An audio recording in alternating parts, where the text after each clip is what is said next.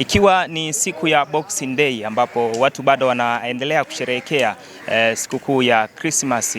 Sasa jana ambayo ndio ilikuwa siku ya Christmas yenyewe, kwa maana tarehe 25 mwezi wa 12 mwaka 2025.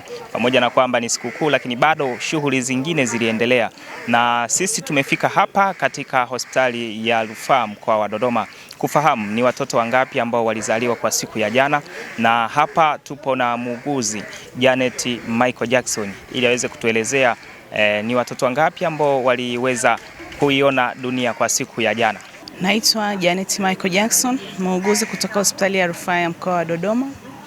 Ni muuguzi katika kitengo cha labor ward. Jana siku ya Krismasi tulijaliwa kuzalisha wamama 12. Kwa tulifanikiwa kupata watoto 12. Kati ya watoto 12, watoto 8 walikuwa wa kiume na watoto 4 walikuwa wa kike.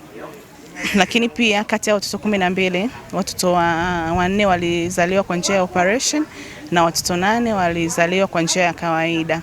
Tunamshukuru sana Mungu kwa sababu sikukuu yetu ilienda vizuri, na tunazidi pia kumwomba Mungu hata mwaka unaofuata mambo yawe mazuri, tuendelee kufurahia kazi zetu. Nikiripoti kutoka katika hospitali ya Rufaa mkoa wa Dodoma, Yohana Mashauri, Open Online Media.